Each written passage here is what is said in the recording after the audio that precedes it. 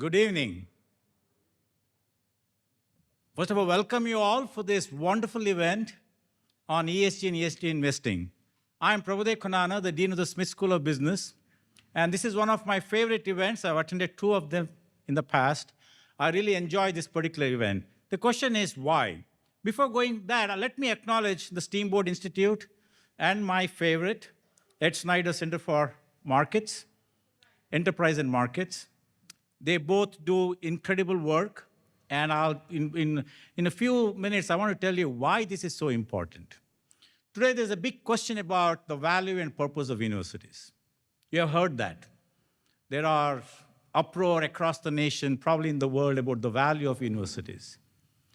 And for me, this particular event actually reflects both the purpose and the value of universities. I wrote an op-ed 5 years ago in The Hill, supposed to be meant for legislatures, when they were trying to do regulations on social media. I said, you can try what you want. Nothing is going to work. People will consume what information they want. They'll go to a place where they want to consume more of the same information. And all the things that we talk about, echo chambers, are becoming. And universities are becoming one of those things, where we, faculty, do research when we like to tell you what you want to hear, what we believe in. And that's the worst form of education. The best form of education is that we want to create thought leaders, independent thinkers, critical thinkers. How do you do that? Provide evidence, provide arguments, different viewpoints, and you make up the own mind not to believe in what we think you should believe in. And that is very core in which we work, and that's why I was very adamant to put it in our strategic plan. Intellectual curiosity and intellectual freedom. It's so fundamental. We have some great professors here. I have great respect for Pete Kyle is here, or Star Finance faculty. And we just had that casual conversation about what the university should be about. So this is an event where we're going to discuss not so easy conversation. There are different viewpoints, different perceptions, different data points. Even you give the same data, people interpret differently. And we see that happening frequently in any number of issues. And we have one of the speakers who will be introduced later, my colleague Mike Faulkner, will tell you. There are lots and lots of what you call grand challenges. He calls it financial grand challenges. We are not paying attention to those things. We are not looking at different sides and making good, rational decisions. Often the decisions are confounded by our own biases. So that's why I love this event. And I'll really thank Steamboat Institute and Rashri in particular here to the center, really bringing this difficult conversation to be discussed in a very civil way. And last year, Steamboat Institute surveys in the beginning, when they surveyed the students, what is your impression about the climate actions of the government? If I remember, 65% agreed with that. 15% disagreed with that, and 20% glad they were clueless. By the time the event was over, the 65 dropped to 50, and 15 went to 35. Because people changed their mind to say, I don't believe what I read because I consumed the information that I always wanted to listen to. And that's the purpose of these debates. And thank you for being here. This is a great event for you to be independent thinkers, critical thinkers. And thank you for organizing that. Having said that, I have the pleasure of introducing Professor Rashri Agarwal. Believe me, I may be dean. I fear her passion. I fear her strong belief system of what we need to have our students do, all for good, not bad reasons. She'll push me to the edge because she wants to bring the best to the students. And through her leadership in the Smith Business Leadership Fellow, Interdisciplinary Business Honors Program in the past, and I've seen students absolutely love what you do. And thanks for taking that initiative to do this. And let me welcome Professor Rajshri Agarwal.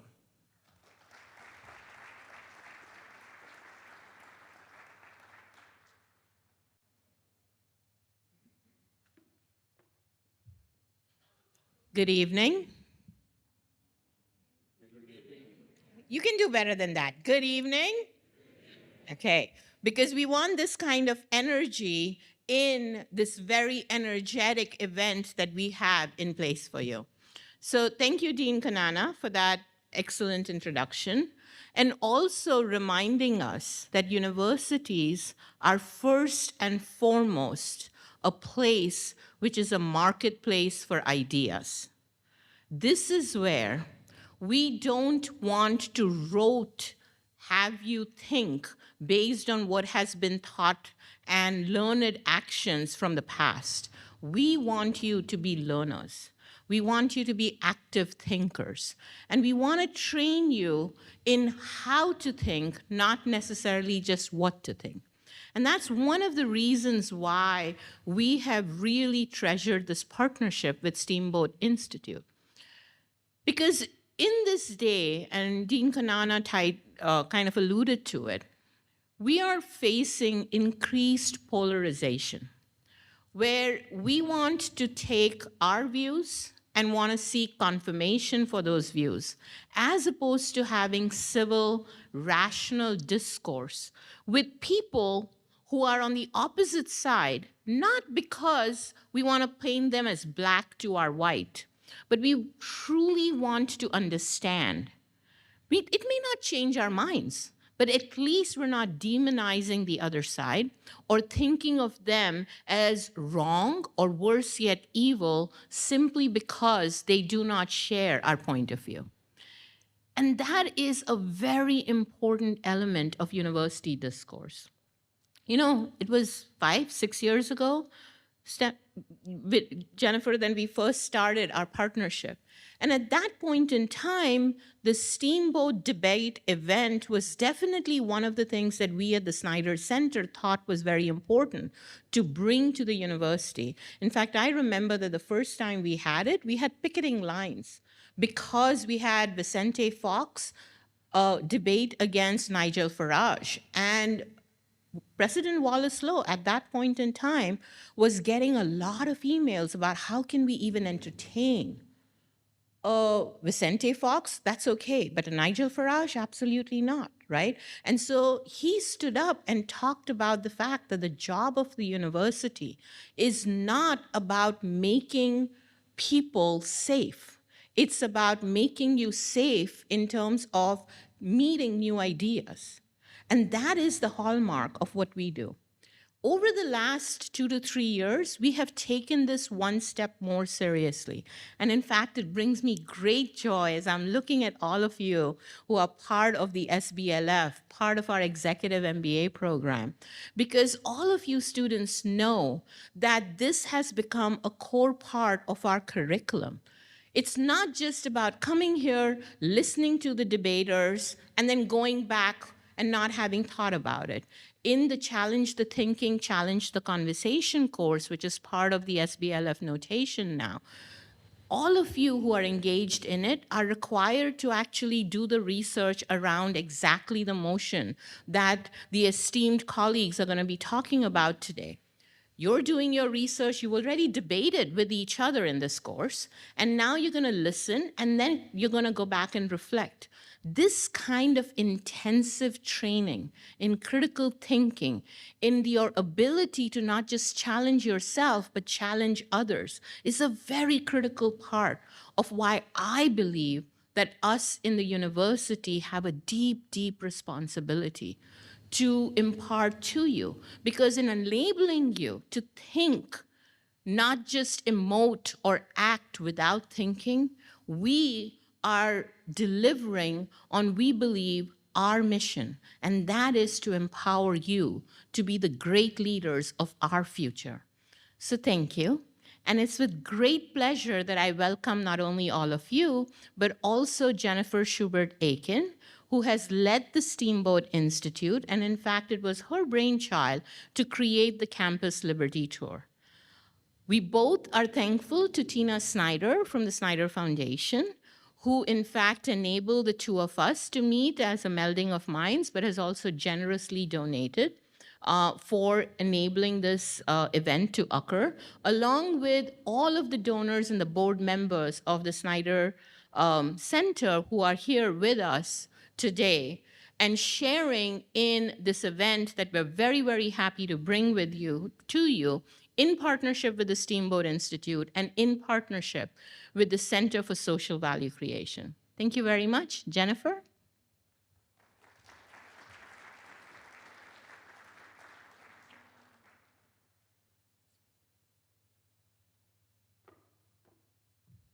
Okay, thank you, Rajshri and Dean Konana. It's always such fun to come to Maryland. It started to feel like home when I come here. I have my favorite spot. I go run on the paintbrush trails, and it's just it's a beautiful campus, and it's really good to be back here. And it's always in the fall when it's beautiful, so we love it. It's always fun to collaborate with the Snyder Center. As Rajshri said, we've been doing this for about 5 years now. And I just want to say all of you here at Maryland should be very proud of the commitment to free speech and diversity of ideas that your leadership here at Maryland provides. It is truly a shining example for other universities to follow. So I think a round of applause for Dean Konana and Rajshri is definitely ordered. I'll keep my remarks very brief because I know we want to get right into the program. Tonight's debate is the fourth stop in the fall edition of our Campus Liberty Tour debate series. We are visiting 6 campuses in 6 states over a 6-week period with a unique debate topic at each location. So far, just this month, we've visited the Old Parkland Debate Chamber in Dallas, Washington and Lee University in Lexington, Virginia, and the University of Texas in Austin. Next week, we'll be at the University of North Carolina in Chapel Hill, and on November 15th, we will wrap up our fall tour at Pepperdine University in Malibu. You can view the full debate schedule, including the topics and speakers, at steamboatinstitute.org. And also, please note that all of our previous debates, going back all the way to 2018, are available for viewing in their entirety for free on Steamboat Institute's YouTube channel, so be sure to check that out. We also have several people watching online from all over the country tonight. I know we have a group of Cornell Law School alumni, and we have people in Colorado, Texas, and beyond who have signed up and are watching around the country tonight. So these viewers, in addition to all of you in this room, will also be able to participate in our audience polling and can submit questions to the speakers during tonight's discussion. The Steamboat Institute, in collaboration with the Ed Snyder Center, is proud to offer this shining example of how civilized debate and discourse of even our nation's most pressing problems is possible. As with all of Steamboat Institute's debates held on campuses all over the country, the emphasis is on civility and teaching students and all who attend how to think, not what to think. As a nonprofit, nonpartisan organization, Steamboat Institute relies on the support of many generous individuals and foundations to bring programs such as tonight's debate to audiences across the country. I would like to extend a special thank you to the Adolph Coors Foundation, the Diana Davis Spencer Foundation, and the Tina Snyder Foundation, as Rajshri mentioned, for their support, which is allowing us to expand this program. We're now doing 6 debates per semester, which is an increase from about 3 before, so we've doubled our programs. Okay, now on to tonight's topic. What is ESG investing, and why has it become so controversial? Are ESG investment practices harmful to the economy, or are they a means to encourage responsible environmental, social, and governance practices that will mitigate the impacts of climate change? Tonight's program will examine this issue with a debate on the following resolution. Be it resolved, environmental, social, and governance practices are harmful to the economy. We invite all of our audience members, both here with us at the University of Maryland tonight and those watching online, vote with your phones. You received a text and there's a QR code, so you can vote in the poll, agree, disagree, or undecided. So please get out your phones and vote if you haven't already. We really want a broad audience a range of opinions so that we really can see where our audience is on this issue. Then, after the debate is over, we're going to ask you to vote one more time just to measure if your opinions have changed. So once again, it's not about winners and losers so much of tonight's debate, but wanting to see what you are learning from the discussion we have. So please take a moment and vote. I believe you can see here on the screen behind me and over to the side, and our virtual audience can see right now we have 33% who agree with the resolution as stated, 67% disagree, and Shockingly, there's no one undecided. That's hard to believe. This must be a pretty informed crowd. So it will be interesting to see how that changes after the debate. Okay, now it's my great pleasure to introduce our speakers and moderator for this evening. So I'd like to ask them to go ahead and come up on stage, and then I will introduce them.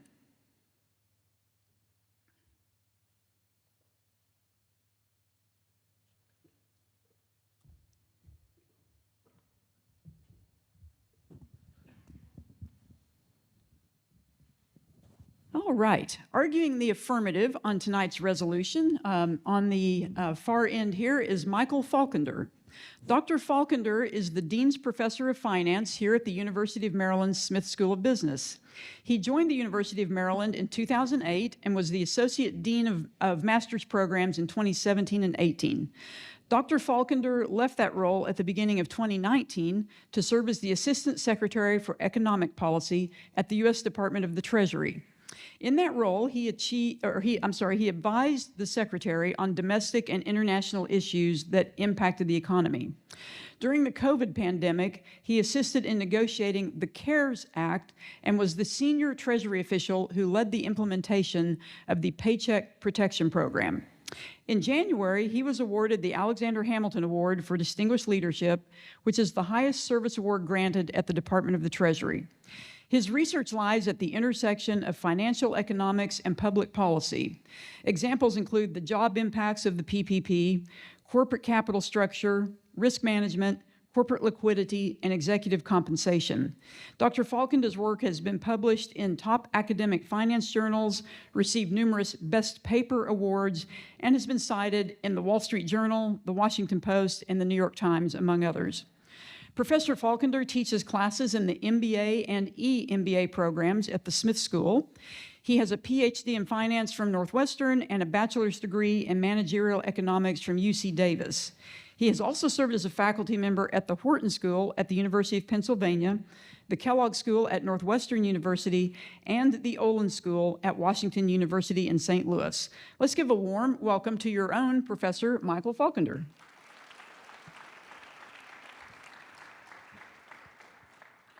Arguing the negative on tonight's resolution is Desiree Fixler. Desiree has over 25 years of experience in sustainable finance and investment banking, having held senior positions at JP Morgan, Deutsche Bank, and Zayas Group. She is well known for her story of exposing material greenwashing at Deutsche Bank's asset management unit, leading to her advocacy for greater transparency and standardization in ESG investing. Now, as a trusted advisor to regulators in the UK, including the Financial Conduct Authority and Monetary Authority of Singapore, so Singapore and the UK, NGOs and financial institutions, she is at the forefront of global efforts to tackle greenwashing and raise the bar on the practice of sustainable finance. Let's give a warm welcome to Desiree Fixler.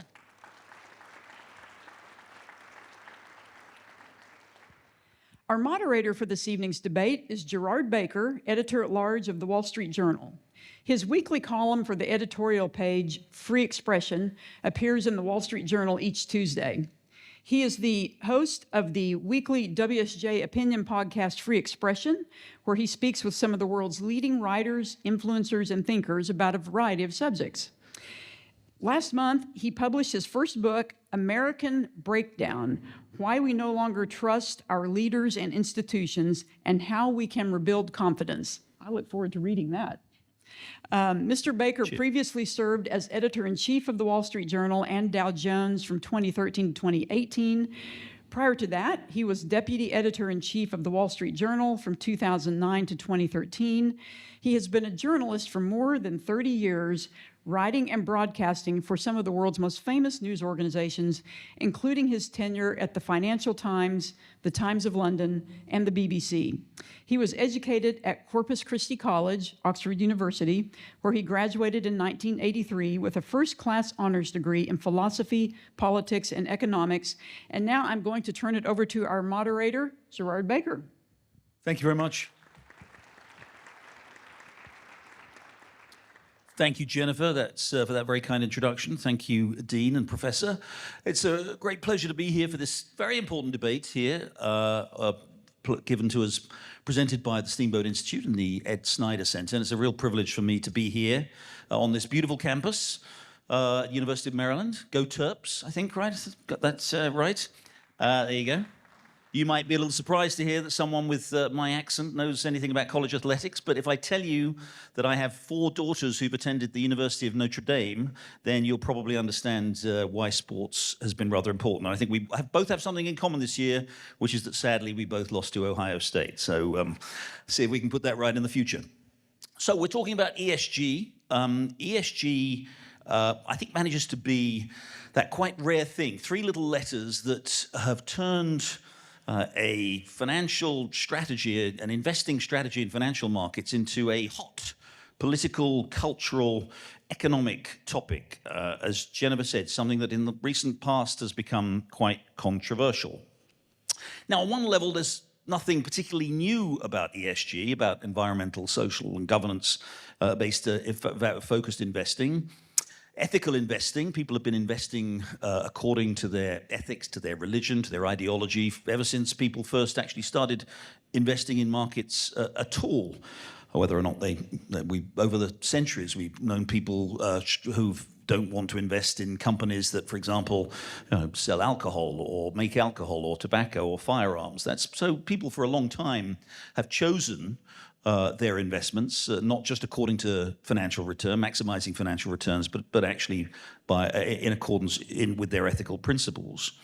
But ESG has become something quite different, at least in the view of its critics. When it was the term ESG was, I think, first propagated in 2006, following United Nations Principles of Responsible Investing. And and it's now grown to represent something about, the estimates vary, but sustainable investing, total assets under management in the world could be anywhere in the region of $30 trillion invested in different kinds of funds that are allocated to ESG and related investing.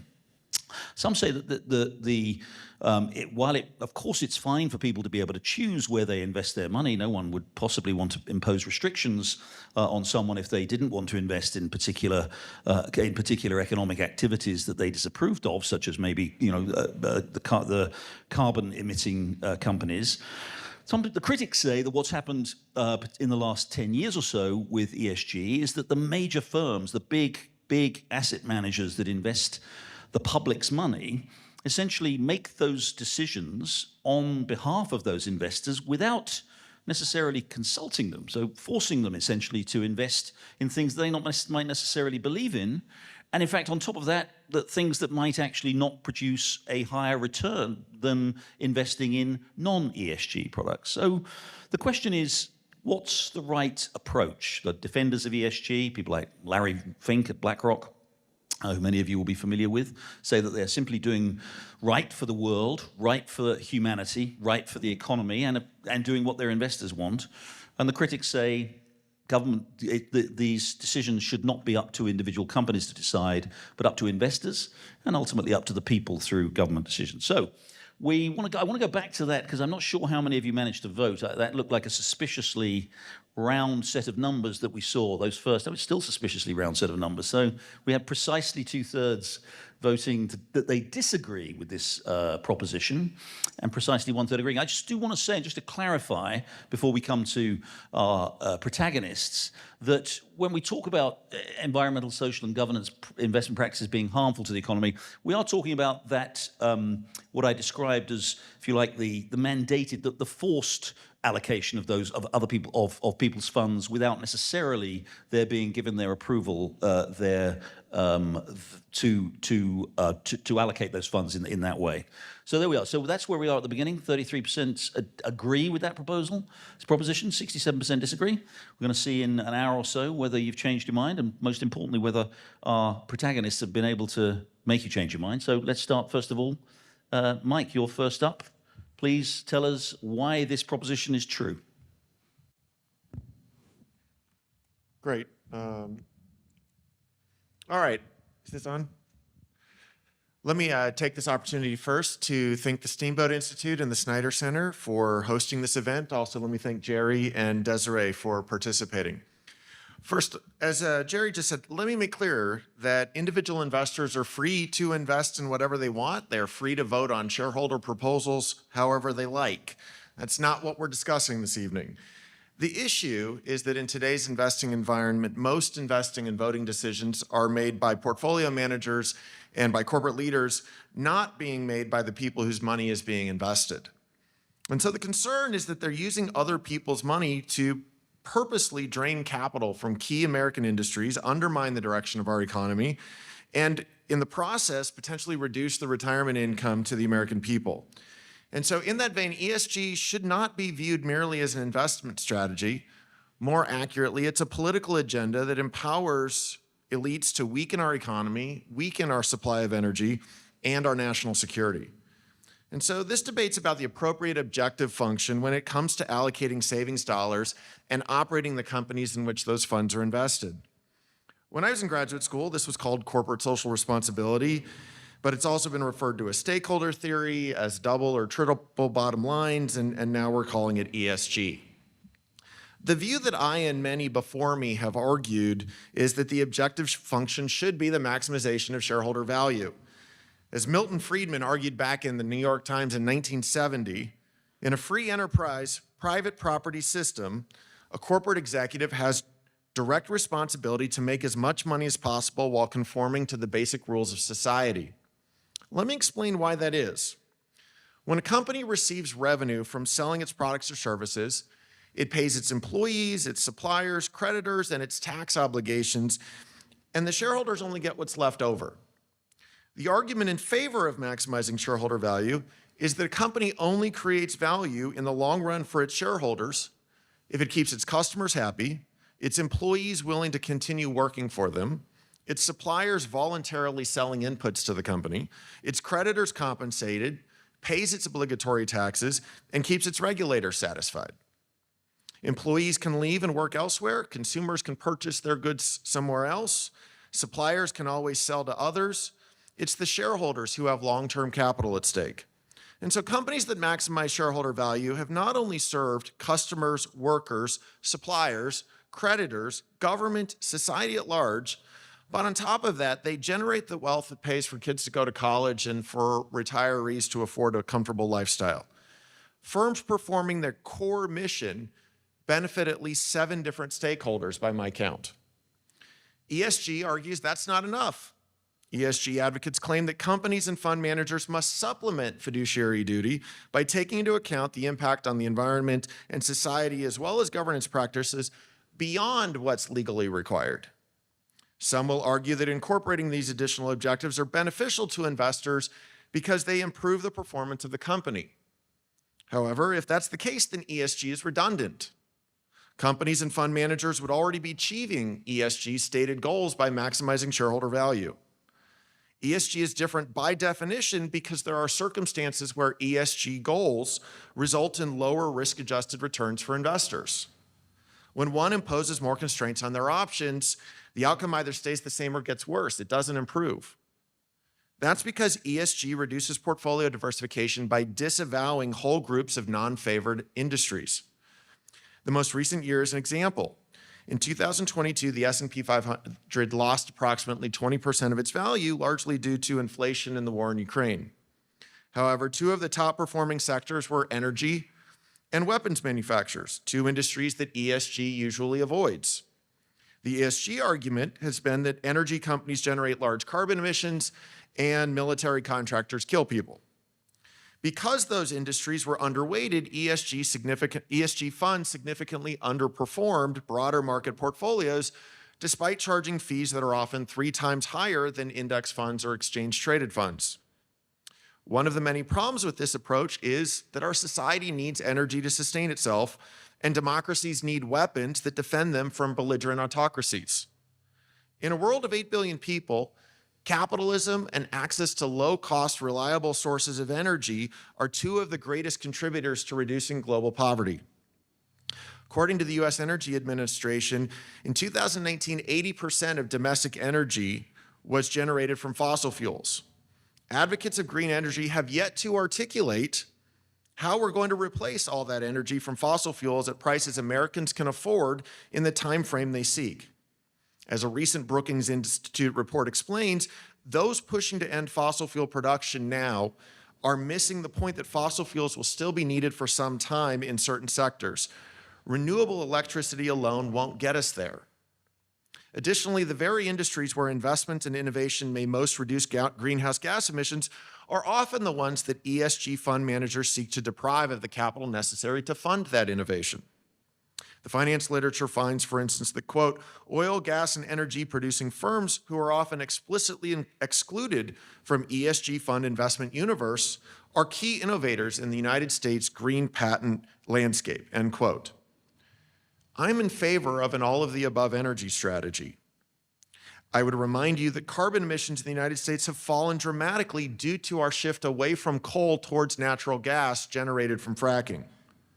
On the other hand, China emits more than twice the carbon that we do, and they openly plan to violate their commitments under the Paris Climate Accord until at least 2030.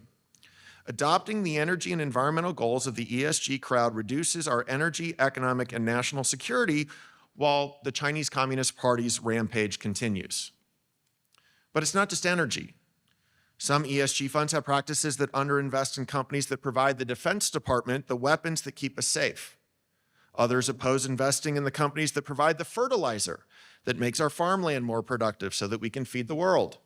Still others want racial quotas, abortion policy, gun control criteria.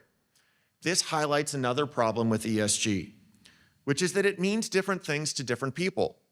When one uses shareholder value maximization as the goal, one can measure risk-adjusted rates of return to evaluate corporate leaders and money managers. When a standard like ESG is murky or in the eye of the beholder, it's impossible to enforce. How do executives, investors, or courts trade off shareholder returns against subjective environmental, social, societal, and governance impacts of firms?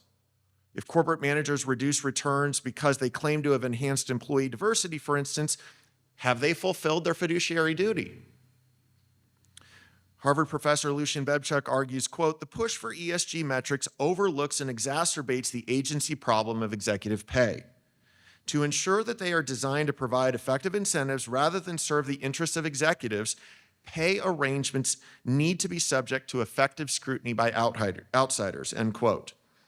However, based on their empirical analysis of S&P 100 firms that use ESG metrics, they state, quote, it's difficult, if not impossible, for outside observers to assess whether ESG use provides valuable investment incentives or merely lines CEOs' pockets with performance-insensitive pay, end quote.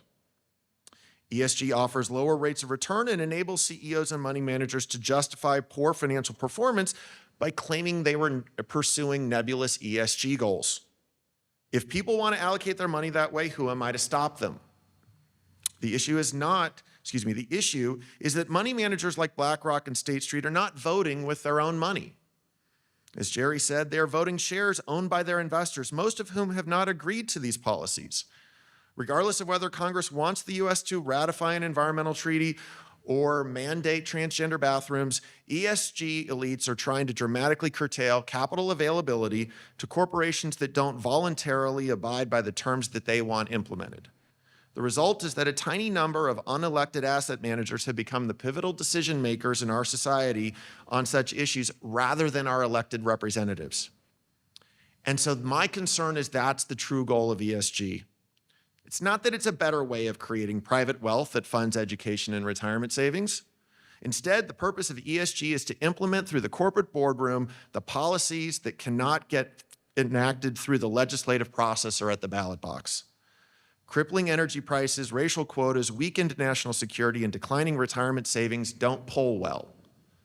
Instead, unelected fund managers are using large pools of capital under their control to force companies to implement these practices with seemingly harmless disclosure requirements imposed by fiat from unelected allies in the bureaucracy. For instance, the Securities and Exchange Commission is finalizing reporting of corporate ESG standards in an effort to shame companies into pursuing a radical climate agenda. Lest there be any doubt on the coordination between elite money managers and unelected bureaucrats, Until recently, the Biden administration's National Economic Council was chaired by the former head of ESG for BlackRock, and the Deputy Treasury Secretary also worked on ESG issues at BlackRock. Let me close by saying that as a former Assistant Secretary of the Treasury during the Trump administration, I'm actually very proud of the ESG record that we accumulated during the Trump administration. However, in this context, I'm going to redefine ESG as employment, security, and growth. For those advocating that ESG means environment, social, and governance, why are your ESG values superior to mine?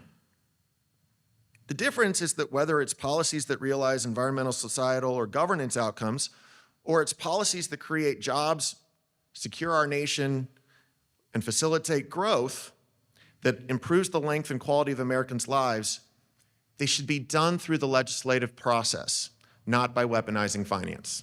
Thank you.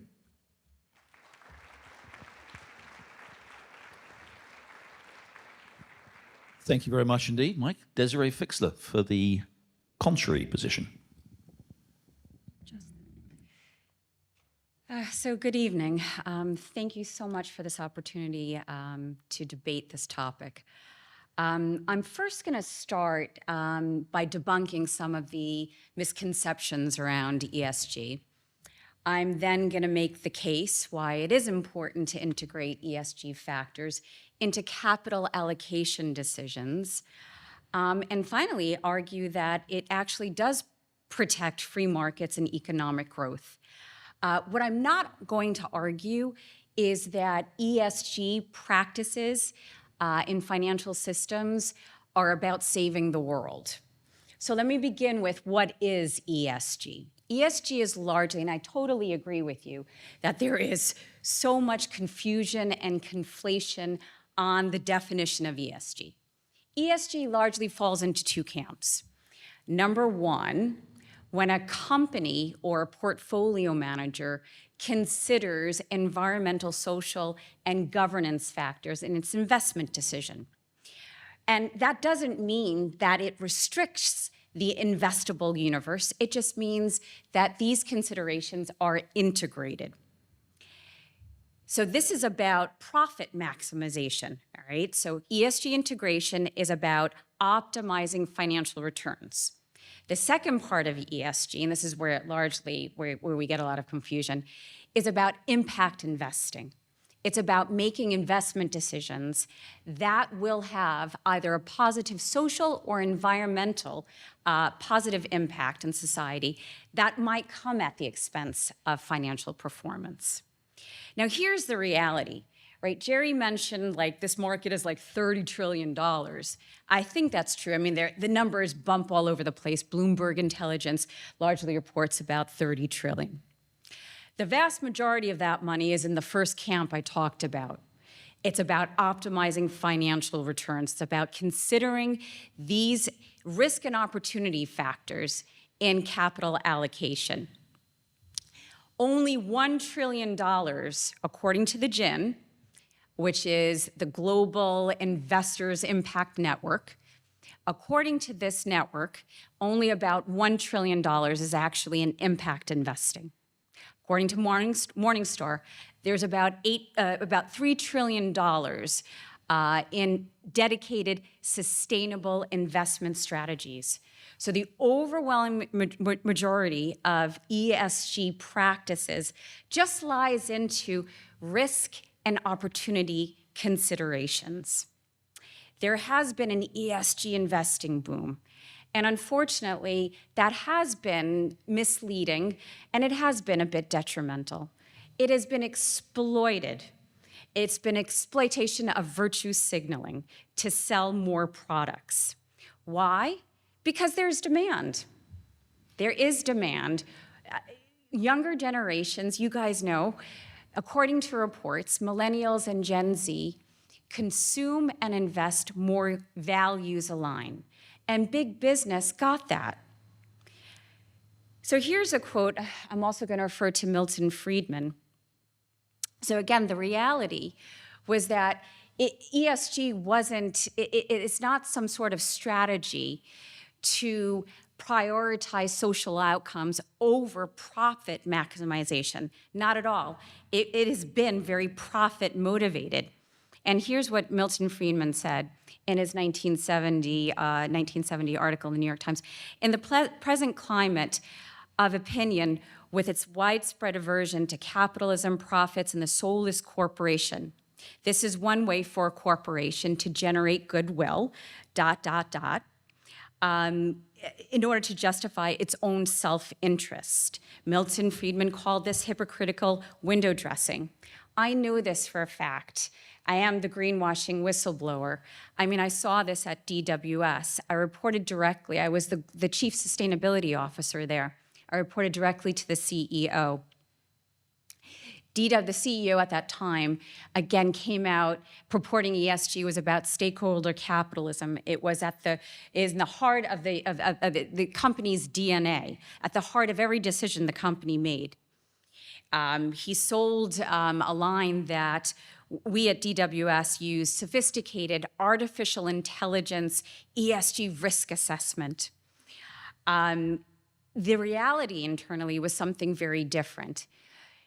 He wanted majority, again, this was just a great marketing tool to sell more product, but it wasn't to put any sort of social outcomes ahead. This was just mismarketing. In reality, these very sophisticated artificial intelligence ESG risk assessment systems was most commonly internally described by one word, and that word was shit. So externally, it was world-class. Internally, it was described as shit. Unfortunately, greenwashing has been pervasive. I don't think that DWS, Deutsche Bank's asset manager, was the only one jumping on this bandwagon to pull at the heartstrings in society with some ill-attempt, sales pitch. But is ESG harmful to the economy? No. Right? Was there a lot of BS, right, to sell more products? Yes, but that bubble burst. And that bubble burst because of all the greenwashing allegations, crackdown by regulators, and as rightfully said, in 2022, certain ESG portfolios underperformed. There is not yet research to say, because we don't have enough long-term data points, to say whether ESG outperforms or underperforms. We shall see. But for a starter, it was debunked that ESG guarantees outperformance. That was not the case in 2022. But unfortunately, even though 2022 is a bad year for ESG, there are millions of other research reports that support ESG and can show outperformance over a 3-year period. Again, we need better quality of data. The one thing that we know is there is no reason to restrict the investment decision on the part of CFOs or portfolio managers. It is crucial in this rapidly changing world, and we know that it is. We have climate change. We have rapid technological changes. We have tremendous consumption changes and regulatory answers. As a result, factoring in environmental, social, and governance factors into your investment system is just simply common sense. We shouldn't throw the baby out with the bathwater just because there has been predatory practices. As an investment banker, I worked in the securitization markets, right? Subprime crisis almost blew up the financial system. And people largely blamed the structure. It wasn't. There's nothing wrong with securitization. It's thrived. Unfortunately, there was predatory lending practices. There is a very compelling case for ESG. Insurance companies need to model, if you're a property insurer, you need to model your, increasing droughts, flooding, and wildfires. The real estate sector needs to do the same. For energy security, we need to hedge ourselves and wean ourselves off of fossil fuels. We need more energy efficient machinery. There is risk out there, but there's also opportunity. We're talking about an energy transition, and we're looking at new legislation that is ushering in new innovation in climate technology. There is no reason to restrict ESG considerations when it comes to investments. There is risk out there. There is demand for the product and for this integration in thinking. And finally, there is regulation. Let's face it, this is a new world. Whether you want to peddle your products and services in the EU or in California, you need to consider environmental and social factors. So I believe that ESG has been politicized. I believe it's been weaponized. But the stark reality is that there were just some people that got over-exuberant with marketing. But at its core, it is essential to make the right capital allocations, and we should not restrict this. We should not restrict this because it can lead to risk mitigation and growth potential. Thank you.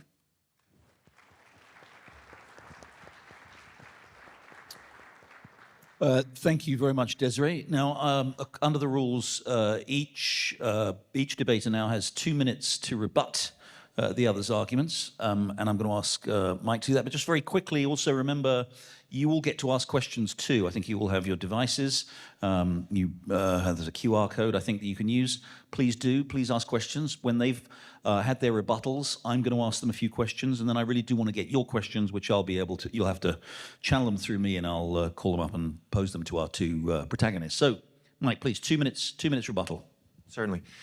So I largely agree with much of what Desiree said, as we knew we would when we were discussing this ahead of time. I guess where I would generate some clarification is my concern lies directly when what's beneficial for generating returns is in conflict with achieving the environmental or social goals that are stipulated in ESG. And again, let me make clear, we have got trillions of dollars being managed by pension funds, by asset managers who oversee 401k accounts. So there are trillions of dollars funding the retirement security of the American people. And if in their achieving of their asset allocation, they are focusing on things that undermine rates of return because they're trying to achieve these political objectives, then it is reducing the retirement security and the type of lifestyle that the American people are having. And so I don't have any problem with doing an unbiased cash flow analysis and that an insurance company should absolutely be updating their floodplain maps, right? That's not at all what we are talking about. That's entirely consistent with doing maximization of risk-adjusted returns. The question comes when we are moving away from maximizing risk-adjusted returns to take into account these societal goals or these environmental impacts, should those decisions be made by fund managers who are not elected and who were not authorized by the pensioners to do those things? Or should it instead be done by governments? I very much am in favor of environmental policy being set by our elected officials who can trade off the various parts across all of our nation rather than asking fund managers to do it without the consent of their investors. Well, here's the, so I agree with you. I want to see more climate action. I want to see more fairness in society. Government, I believe, should lead there, and with those guardrails, you can, unleash the power and the might of the capital markets. But that's, left to its own. Corporations are not going to voluntarily change the world. And I don't see I'm active, and I was a chief sustainability officer at an asset manager running $1 trillion of assets under management. Again, what is most important is clear disclosure. But I did not see any situations where money was taken from investors to operate on a social outcome strategy without their approval. Now, the SEC thankfully has widened out the names rule and has tightened up, and has cracked down on greenwashing and misleading and misrepresentation. But pension funds, like it or not, there are certain stakeholders that want to invest in a certain strategy. And the jury is still out. There is no evidence, I have not seen any evidence that ESG actually underperforms when you can take into these risk and opportunity factors into consideration.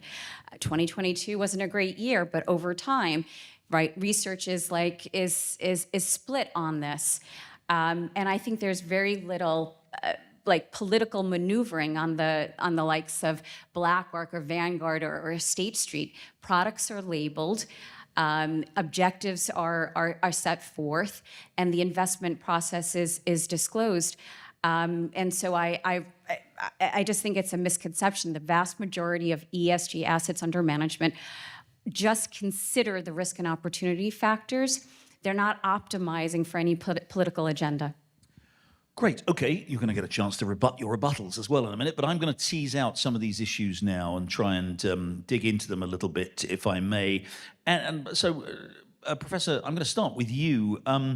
Isn't the argument that Desiree and that those people who are proponents of ESG investing, isn't the sort of core argument they make that it can't be harmful to the economy because this is where the economy is headed. The economy, take environment, we will, when we talk about ESG, we mostly talk about environmental stuff, and we should probably talk about the S and the G too. But as far as the environmental issues are concerned, which is where the bulk of this investing goes, that's where the economy is headed. The developed world is decarbonizing rapidly. United States carbon emissions per capita this last year were down below First World War levels. We are introducing renewables, we're becoming much more energy efficient, we are dramatically reducing our carbon footprint. That's where the economy is headed. Isn't that naturally where investment should head? Well, I don't know that I would agree with you that that's where things are headed, because we are ultimately going to require more energy from all sources than we're currently obtaining right now. We are a growing population, and not just the United States, but the notion that we're going to impose renewables on the developing world is just completely unaffordable. If you look at how we have largely reduced global poverty around the world, access to low-cost sources of reliable energy are the way to do it. And we don't yet have the technology in the form of renewables that can replace fossil fuel sources of energy. It currently provides 80% of our power sources here in the United States, and there is no viable plan over the next couple of years, let alone the next couple of decades, to replace that. And so I would instead prefer an all of the above energy strategy. I think that oil and gas are going to continue to be part of our energy supply for the rest of my life. And in terms of the reduction in carbon emissions, as I mentioned in my opening remarks, I think it's important to realize that was not by a shift to renewables. The reduction that we have seen in carbon emissions here in the United States was a shift from one fossil fuel to another. It was from coal to natural gas. And yet the ESG advocates would have us abandon both. And that's why I don't see that that's the direction we would go. Finally, to the extent that we actually were wanting to take seriously carbon emissions, I don't understand why ESG advocates are opposed to nuclear power. That is a very low carbon emission source of power. It's proven to be enormously safe and reliable, and yet the same ESG folks would have you not invest in nuclear power plants. But again, even the energy companies, the big energy companies, they are investing heavily in renewables. They are moving towards a decarbonizing world. Well, they are. You can say that, but I mean, and by the way, they're doing things like, for example, as you say, shale gas is less carbon polluting than oil, and some natural gas, and that's why you're seeing companies like Exxon buying up companies that do shale gas. Companies, they are at all levels, whether they are actually energy companies or whether they're regular industrial companies or all kinds of, in all other sectors, companies are moving toward the so-called green transition. They're moving towards greener energy use, greener energy production. Again, isn't that just the direction in which the US economy and I agree with you, we can talk about China and India and other countries, but the way in which the United States and the major developed economies are moving? Under the Biden administration, yes. because we saw in the most recent large piece of legislation that was enacted enormous subsidies for green energy. And so you can't fault energy companies for going where the subsidies are. However, were there to be a switch in administration, I would anticipate that the first order of business would be to repeal all of those subsidies and to return ourselves to a more balanced approach to energy production that will increase utilization of natural gas and oil, as well as expanding nuclear. Desiree, Ms. Fixer, let me ask you, challenge you a little bit on you. You did a pretty effective job of kind of throwing up a smokescreen over the recent returns and saying that actually environmental, social, and governance investing has produced returns at least as good as as regular investing, if you like. But the numbers are pretty clear in the last couple of years, and you did mention this, that actually hasn't been true. And 2022 was the year when the world woke up to the dangers of moving too quickly away from fossil fuel production. Russia invaded Ukraine. Europe suddenly found itself completely cut off from its major source of natural gas supply. Their prices rocketed. And what you're seeing now in countries like Germany and the United Kingdom and other European countries is actually a recognition that they went too far, and so they've moved away from it. But my point about ESG investing is it's pretty clear that in the last 2 years at least, and even people like Larry Fink at BlackRock and others will acknowledge this, those returns have been very poor because a lot of those funds are heavily invested in technology companies, which have had a pretty desperate couple of years, and completely underinvested in energy companies.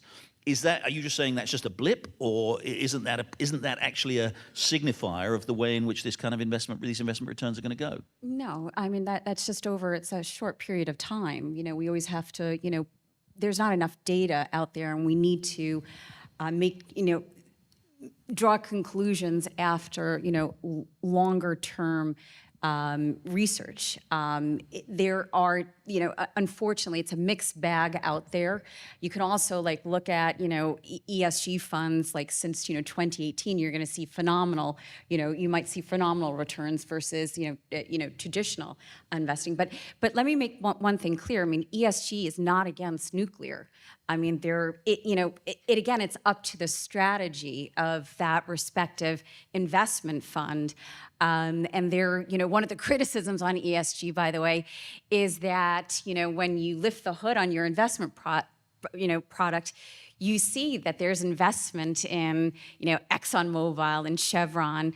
And again, ESG, there are so many different types of funds. We're moving to a world where regulators are forcing better disclosure. But again, it's about ESG just factors in for the most part.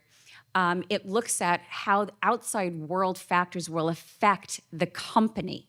It's not looking at how the company actually impacts society. That's one of the biggest misconceptions of ESG, right? So it's just looking at how these environmental and social changing factors will change the profitability of the company. In the end, you can have ESG integration funds still investing in coal. It's looking at relative value and considering, if there are headwinds, what is the right price to get into that investment, right? It's just considering these risk and opportunity factors, but it doesn't necessarily, reduce the investable universe.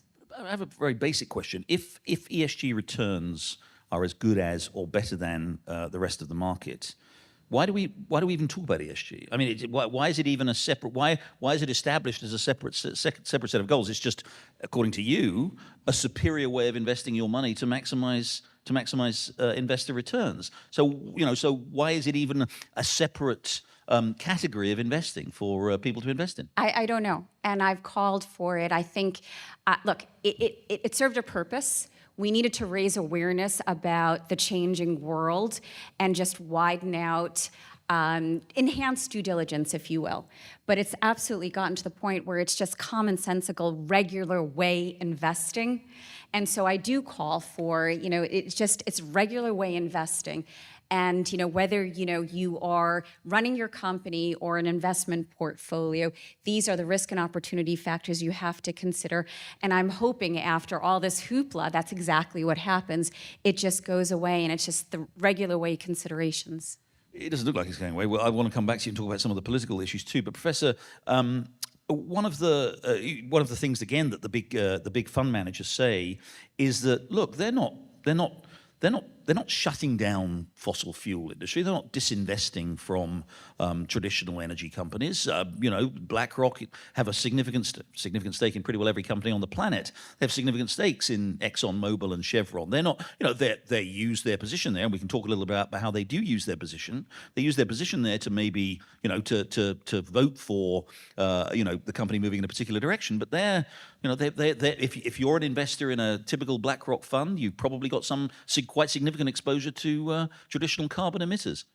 Right. So this is where the professor and me wants to do a little bit of educating for the students in the room. There's two parts to ESG that I think are important. Two parts. Yes. Thank you, Pravidev.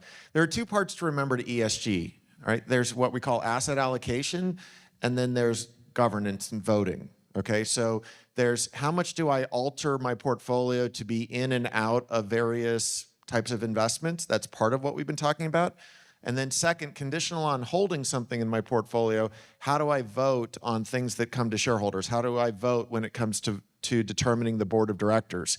And so, yes, BlackRock, for instance, runs a very large exchange-traded fund for the S&P 500. If you're going to mimic the returns on the S&P 500, you've got to hold everything in the index, which means holding a significant portion in ExxonMobil. The question is, when it comes time to vote the proxy and to participate in the strategy setting process for ExxonMobil, what values are you going to do? Are you going to continue to advocate that ExxonMobil engage in its core business of providing low-cost, reliable energy and oil and natural gas, or that it should shift its model towards something at which it doesn't necessarily have a comparative advantage? And so when one looks at the way that, for instance, BlackRock has voted on a number of these initiatives, even in its exchange-traded S&P 500 fund, it's still voting with these environmental preferences that are, in my view, conflict with what a low-cost provider of energy would be voting for, given that its comparative advantage is in doing oil and natural gas. And so you then look at, again, I think this is where we might agree, the hypocrisy that comes out of a place like BlackRock, simultaneously voting to have ExxonMobil reduce its activities in these core functions while putting the CEO of Saudi Aramco on their board of directors. Yeah, Ms. Fixer, that is a fair point, isn't it? The companies, again, the sort of shareholder activism role that some that ESG funds can play can, they can use their leverage and their power that they have on those corporate boards and through their proxy votes to get them to do things that actually the management may actually not think is the right thing to do. We've had this whole debate about shareholder activism more generally. Is it right that these shareholders should be directing companies to do things that actually may not be in their long-term interest?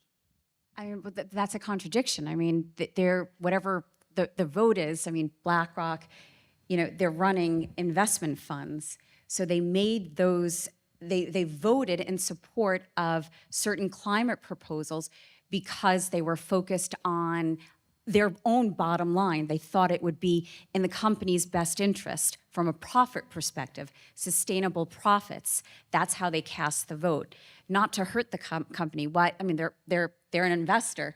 They don't want to hurt their own returns. Let me stop you, because they do things like, for example, they voted, and BlackRock has done this, has voted to require boards to appoint particular, this is more under the kind of the S of ESG, to appoint women or minorities to their board. They pursue what might be called DEI policies through this process too. And again, we can argue about the relative merits of DEI. Maybe it's good, but should companies be required to do that? So I would need to see a particular example, a business case of this. But the one thing I can say is that there's nothing more lethal for a company than to have homogeneity and groupthink and cronyism. So diversity is just it's good to ensure that you have varied perspectives and you're reflecting your own customer base. That's how I would answer that. I believe diversity is profit maximizing. Is that right? Do you agree with that, Professor? That diversity necessarily produces better companies and improved profits? When I think about how BlackRock markets themselves, it's about being a low-cost access to an exchange-traded fund, and then they use that ability to have a low-cost operating model to get a lot of assets under management, and then they vote their shares based upon the political perspective of Larry Fink rather than their own shareholders. They're not going out to investors in the ETF saying, invest in BlackRock's ETF because we're going to vote a certain way on ESG. They do have an ESG fund, and they do that in their ESG fund. But in their ETF, they are actually saying, invest with us because we're the low-cost provider of the ETF. But then they go vote the proxy based upon the preference, their political preferences, and that's where I have concern. Is if you want, if shareholders opt in, or if fund investors opt in to have their shares voted a particular way, I'm all for that.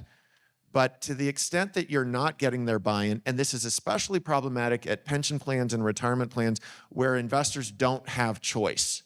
I have no choice over who the University of Maryland gets to be the pension fund manager, or the, in our case, a 403B fund manager, which is the employee retirement plan.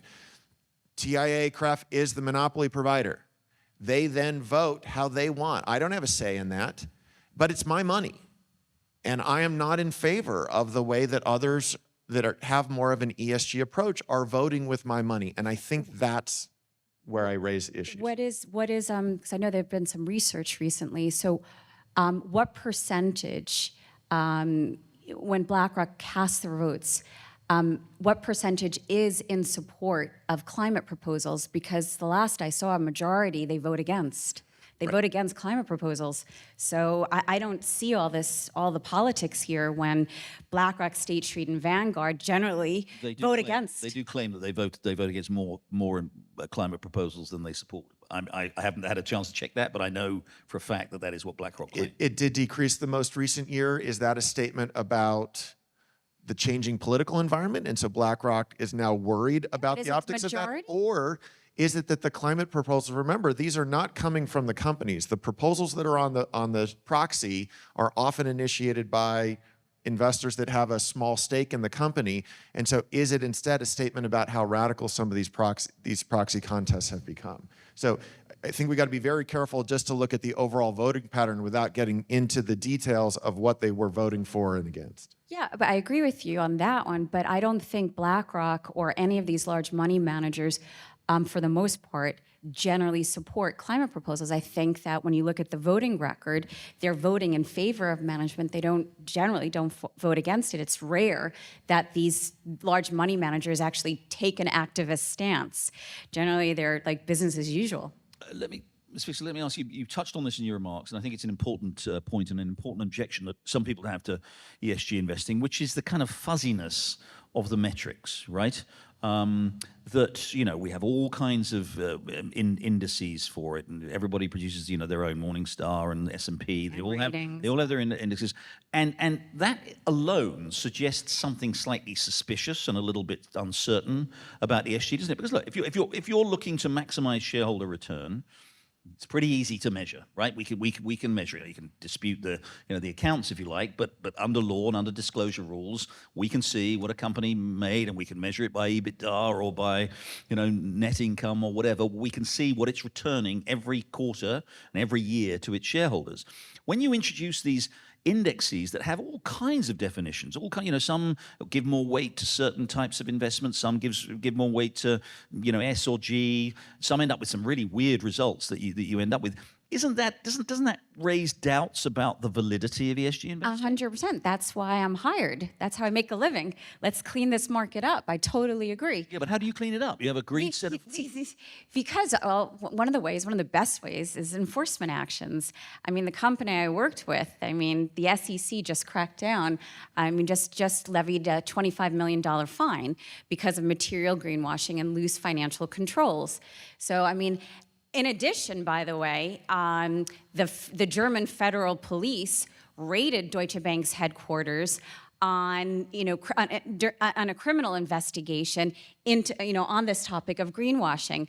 I mean, nothing makes corporate executives, sit up and listen more than hearing a police raid, like, at one of your competitors, right? So I think that this crackdown on greenwashing is going a long way, through enforcement actions on the part of regulators and law enforcement.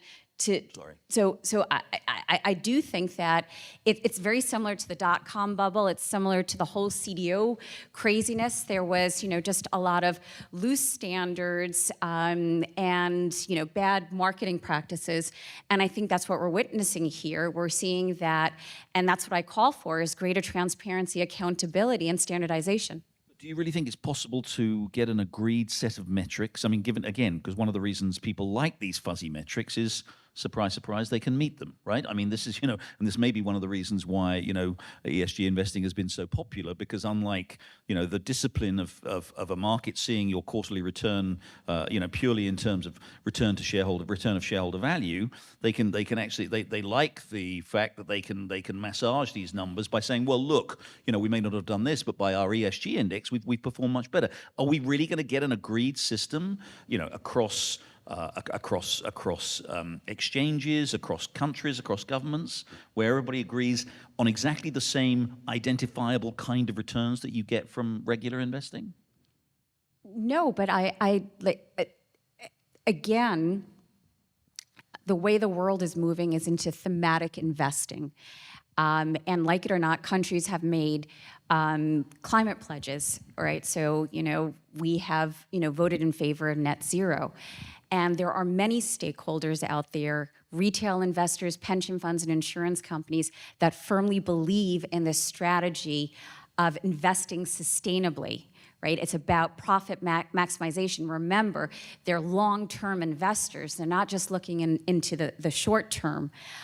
So I think we do need to move away from this concept of ESG. There is, I call for standardization in the practice of sustainable investing, but it's ludicrous to lump everything under, environment and social objectives are very, very different.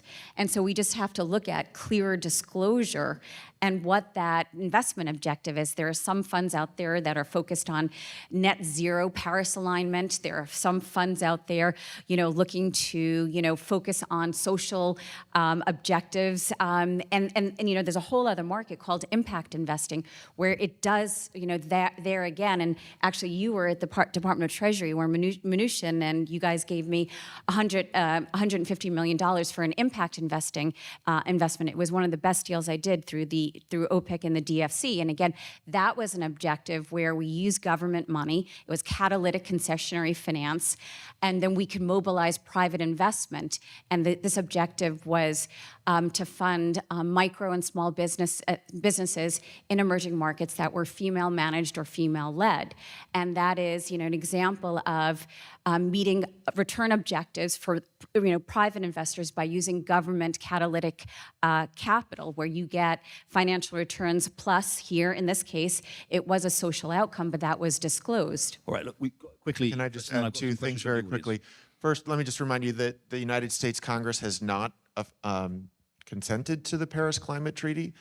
They did not consent to the Kyoto Climate Accords either, and so it seems to me that if we're going to update our environmental laws, those need to pass Congress. Second, I just would point you towards the proposed rule by the Securities and Exchange Commission on climate disclosures. It's been estimated that it will more than double compliance costs of providing this additional information. And I think we do have to ask the question how much this is about full employment for lawyers and consultants versus how much is it actually changing how money is being allocated and whether investors are going to get enough return for the additional paperwork that they are requiring. I should say, as you know, you both have 5 minutes at the end for summation and final rebuttal. So I want to get on to questions from the audience, because there's some really good questions from the audience, which I want to get into. Professor, start with you, because it sounds like it's from one of your students or maybe one of your colleagues. But it's a good question. In a world with regulatory capture and tax avoidance, isn't ESG investing a better way to deal with negative externalities instead of regulation and taxes, this person says, in particular if the procedures for shareholder voting is improved? again, I think that caveat is exceptionally important. So is this being driven by the actual owners of the capital, or is this instead being done by fund managers in some kind of compliance or in some kind of coordination with unelected bureaucrats? And so that's the concern, is, are we implementing new policies not through the elected representatives, but instead through money managers acting with people at the SEC and the National Economic Council in ways that are detrimental to investors? Ms. Fixler, one for you. Forgive it's slightly long, but it's another good question. With the Biden administration's ban on drilling in Alaska, the depletion of half of the U.S. Strategic Petroleum Reserve, and the ongoing threat of conflict in the Middle East coming from terrorist organizations, with the radical regime, coupled with the radical regime in Iran's potential closure of the Strait of Hormuz, if we have a global oil crisis, how do the ESG criteria account for security? Should ESG have the authority to challenge or influence American energy security policies, especially given the complex geopolitical landscape affecting supply? Told you it was a good question. No, I firmly believe in fiduciary duty.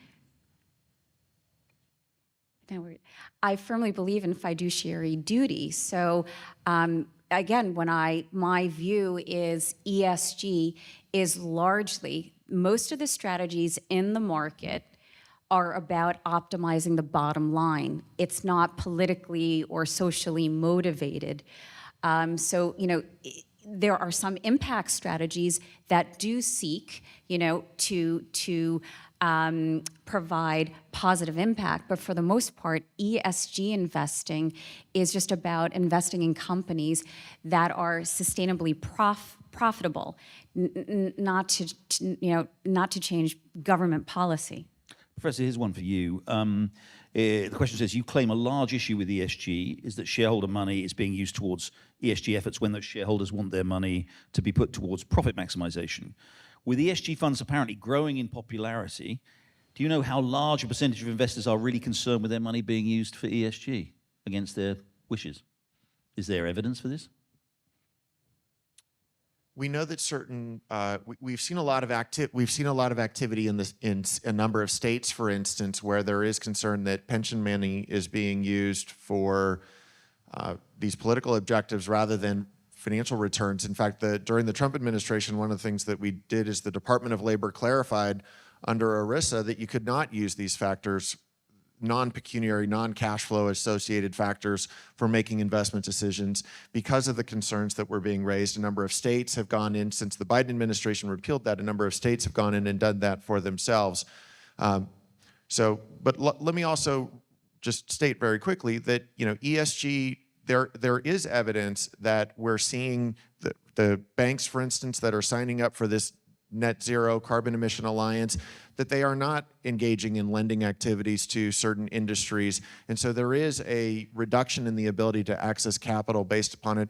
And when I have talked to banking trade associations about this, they can deny that it's happening. But if you talk to the oil and gas companies, they're claiming that they're having greater difficulty raising the capital necessary to fund these things. So there is a reduction in the accessibility of capital going on. They are not just chasing returns. Ms. Fixler, how do you respond to Mike's point that narrowing options by definition reduces, or at least can't increase, returns? Shouldn't we simply acknowledge that and instead argue that reduced returns are a small price to pay for supporting companies that support a sustainable future?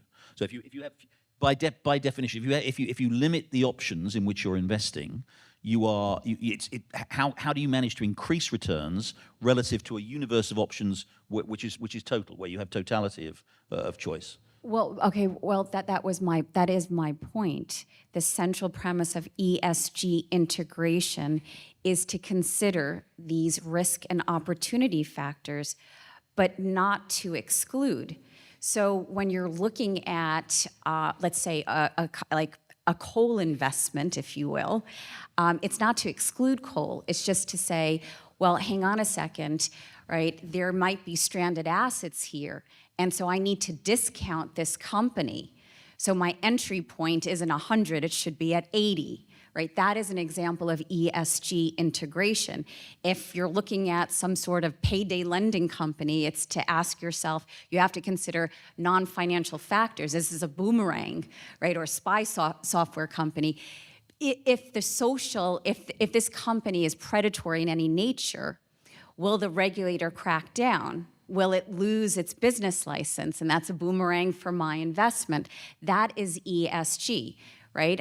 Just examples of considering an environmental, factors and social factors. Likewise, it could be a battery storage company where you're saying, wow, because of the Inflation Reduction Act, it's a boom here, right? But it's not about reducing, please note, ESG integration is not about reducing the investable universe. It's just consider these risks. It's about using these risk and opportunity factors to change your discount curve, your valuation model.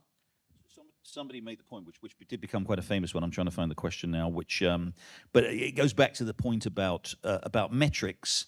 When I think some of these indexes, I'm trying to find it, but some of these ESG indexes, discovered that, for example, a company like Tesla, scored worse on an ESG index than a company like Pepsi Cola or indeed ExxonMobil or something like that. I mean, isn't that just a pretty strong indictment of the whole measurement issue? It is, but that it was, I think it was Elon Musk tweeted like, ESG is evil, and yeah. And I think the sham was Elon's. I think he was thrown out, or Tesla was thrown out of the ESG S&P 500. He was, that's right? Look, you can't throw, I'm sorry to use this horrible expression, but just because that is a subjective call, right? They looked at this particular index provider looked at Tesla's lack of full carbon emission disclosure, and looked at some unfair labor practices and health and safety violations, and notched them down. Again, other index providers and rating agencies have a good score on Tesla. That's why it's incumbent on the portfolio manager and investment funds to have full disclosure on what their objectives are, their methodologies, portfolio constituents, or index providers. That's a one-off, though. Right, we are very close to being out of time before your summation. So, but there's several questions have got at this, and it's a nice question. I can put it to both of you because it's the same. It's sort of the inverse of the same question. Professor, I'll put it to you first. So, assuming an ESG investment strategy were to be profit maximizing, would you support the strategy? If they're one and the same, then yes. As I said, then it's irrelevant. So the maximizing returns is what counts. That's right. And Ms. Fixler, assuming an ESG investment strategy were not profit maximizing, however still profitable, now we've had this argument, but so let's assume for the sake of argument that it's not profit maximizing, would you still support it? Only if it comes with full disclosure, where you're telling the investor, hey, there is a social or environmental outcome here that we might prioritize over financial returns. It has to come with that disclosure. Otherwise, no. All right. And opt in. Yeah. With an opt-in. And opt in. And opt in, yes. Yes. Lots more questions, and very, very good questions. And I apologize for not being able to get to all of them, but we are pretty much out of time. So you have 5 minutes rebuttal each, and I'm going to start with you. And because you had the first word, Professor, I'm going to give Ms. Fixler the last word. So if you want to just your 5 minute summary starts now.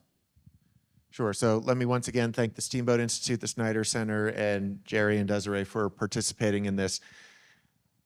I think the thing to think about is that if we move away from an objective metric of how firms and their corporate management and money managers are performing, and we move to something that's subjective, we open up the opportunity for abuse, right? And so we have trillions of dollars being managed on behalf of other people that's funding their kids going to college, that's funding their secure retirements. And if those returns are being sacrificed in order to achieve nebulous goals, then that's going to be problematic for the American people and for the American economy. And so that's where I have great concerns about ESG, is that rather than solving the environmental challenges that we have as a nation through our elected representatives, who can make the trade-offs between investment returns and national security, We have investment funds that are looking to essentially implement even higher standards of that. And in the process, we are potentially seeing a sacrifice to our national security. We are seeing that U.S. energy companies are pulling back on their exploration and production of reliable, low-cost sources of energy here in the United States, and in the process, it's weakening our ability to engage on our own national security as well as provide energy to our allies around the world.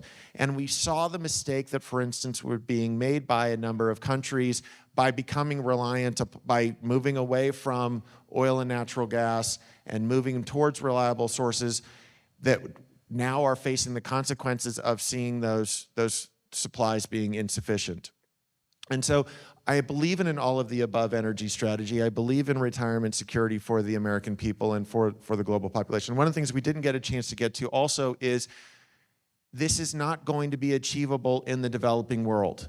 And so we're also seeing the World Bank and the IMF trying to take on these ESG practices. And in the process, you're asking countries to accept much larger poverty levels in order to move to reliable energy, and they're never going to do it. China, India, Brazil, Russia, they are not going to sacrifice the middle-class lifestyles for their people in order to achieve energy goals decades from now. They are going to instead ensure that their people have access to this low-cost sources of energy for the betterment of their people and the alleviation of poverty.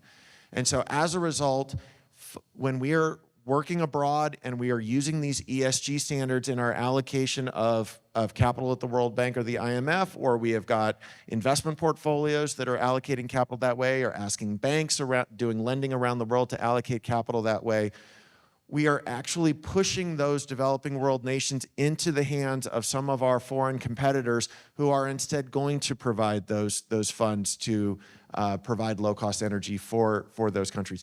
But the problem is that if literally billions of people around the world are going to adopt fossil fuel-based energy because it's the only thing they can afford, then the impact on the environment of us moving towards these more sustainable renewable sources is going to be entirely negligible. And the question I ask is how many trillions, how many tens of trillions of dollars in wealth are we looking to sacrifice to have no impact on the environment? And yet that's where the climate zealots that are pushing the ESG agenda are pushing us. And that's why I think it's concerning for our economic security, it's concerning for our retirement security, and for our national security. Thank you.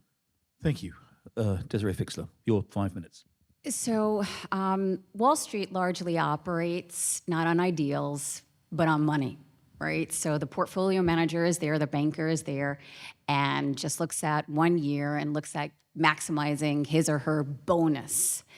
So I don't see any portfolio manager at BlackRock or banker at JP Morgan trying to put ahead a social outcome over profit maximization in his or her investment strategy. It's just not in the individual's interest. It's not in the company's interest. I am arguing that unfortunately, ESG did get overzealous and it was exploited. That a lot of companies didn't think it through and just came out with overzealous marketing. But it was done not because of a political agenda. It was done just to sell more products and services. And there has been a crackdown on it. There's also been just absolutely irresponsible marketing to say that certain sustainable investment strategies outperform. That's just not true. Neither is it true that it underperforms. The jury is still out. What's most important is that people understand that ESG is it's not a good enough term, right? I do want to see it go away. But ESG, at the heart of it, is common sense. It's just about accepting that the world is changing, that we have adverse climate patterns, that we have regulatory changes like we're seeing in California and the European Union, that we have consumption changes. You know, folks don't want to use plastic straws anymore. Again, just there, again, we're banning, single-use plastics. We're banning, the sale of combustion engines by 2035 in a lot of key markets. And it's about capital allocators acknowledging these changing factors in order to maximize the bottom line of the company. So it's in compliance with shareholder capitalism. And it's to maximize the profits of an investment fund product. But it is not, Wall Street doesn't operate to put a social agenda, ahead of, its bonuses. On that note, I must say that concludes the argument part of the debate. I don't know about you, I've learned an enormous amount. So before we move to voting, let me give them both a terrific round of applause, please. Thank you.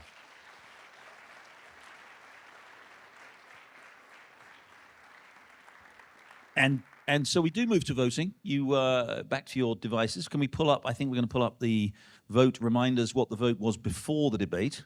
I think it was pretty easy to remember. Actually, it was 67 to 33. So it has changed quite a lot. There we go. There's the pre-debate poll. Oh, actually, the pre-debate poll changed after we last saw it. So the pre-debate, it was 19% in favor of the resolution, in favor of the proposition, 51% against. Quite a significant change. After the debate, 51% and 30%, I should say, undecided. After the debate, 50%, moving around 37% against, so 50% for, 36% against, 35% against, 14% undecided. So I think it's fair to say that the ayes have it, as it were. It is indeed the case, the verdict of this place at least, that ESG investment practices are harmful to the economy. So congratulations, and thank you very much indeed.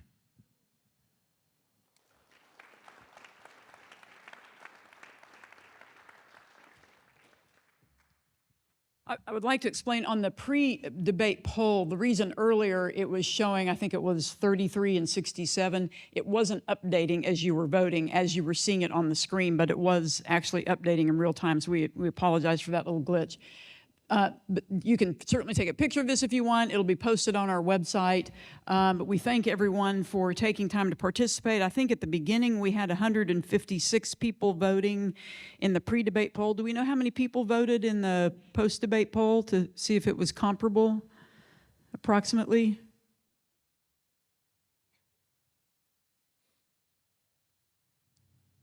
Maybe they'll let me know here in a minute. Pardon? 122 voted in the post-debate poll, so about 30 people fewer. So if you haven't voted yet, you can still vote and you can watch it change. I would like to say thank you again to our panelists for this great discussion. It takes courage to get on a stage and debate, and so they deserve our respect and admiration for doing this. Yes.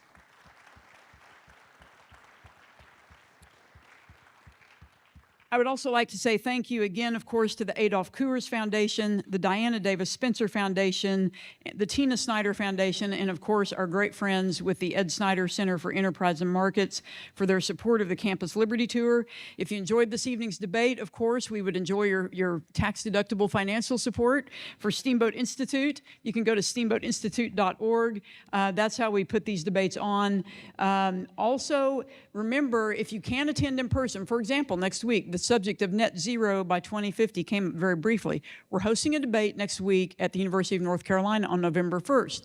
For you students especially, if you would like to organize a watch party, we'll send you free Steamboat Institute swag. You can have a watch party. You can watch the debate. You can participate in the polling. So if you want to do that, see one of us up here at the front afterwards. We would love to help you host a watch party. Finally, once again, tonight's debate will be available in its entirety on Steamboat Institute's YouTube channel. The Snyder Center will also be posting it on their website, so you can find it there. Also, be sure to share it with people who couldn't make it tonight and might be interested. Finally, just thank you all for coming. We hope you will support the Snyder Center and the Steamboat Institute. And thanks again to Jerry Baker, Desiree Fixler, and Professor Mike Falkender for a great program tonight. Thanks for coming, and have a good evening.